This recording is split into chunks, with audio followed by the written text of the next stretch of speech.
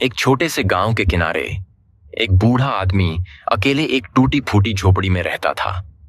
उसका जीवन एक अकेलेपन और उदासी में बीत रहा था। उसकी पत्नी का कई साल पहले देहांत हो चुका था और उसका इकलौता बेटा शहर जाकर कभी लौट कर नहीं आया। हर दिन वह नदी किनारे बैठकर अपने बीते हुए सुख दुख को याद करता और सोचता कि अब उसकी जिंदगी में कोई खुशी नहीं बची।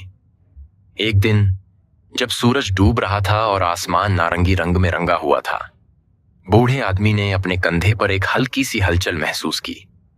उसने देखा कि एक छोटा सा नीला परिंदा उसकी ओर देख रहा था। उसकी आंखों में एक अनोखी चमक थी, जैसे वह बूढ़े आदमी की उदासी को समझ रहा हो। बूढ़ा आदमी हल्के से मुस्कुराया और कहा, क्यों आए हो मेरे पास? मेरे पास तो अब कुछ भी नहीं बचा। अगले दिन सुबह बूढ़े आदमी ने देखा कि वही नीला परिंदा वापस आया है।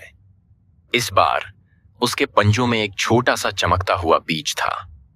परिंदे ने धीरे से उस बीज को बूढ़े आदमी की हथेली में रख दिया और अपनी नन्ही सी चोंच से इशारा किया, जैसे कह रहा हो, इसे लगाओ, चमत्कार होगा।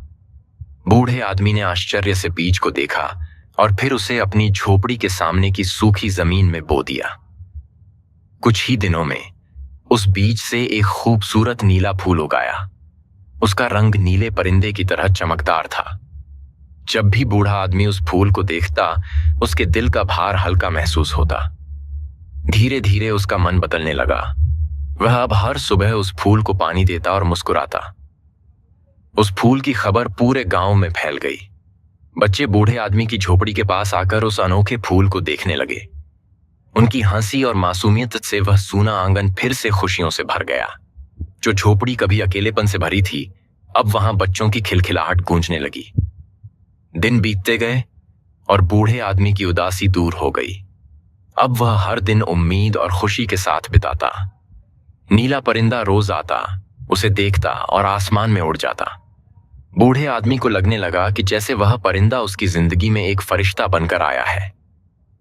एक दिन जब बूढ़े आदमी का दिल पूरी तरह से खुशियों से भर गया, नीला परिंदा चुपचाप आसमान में उड़कर गायब हो गया।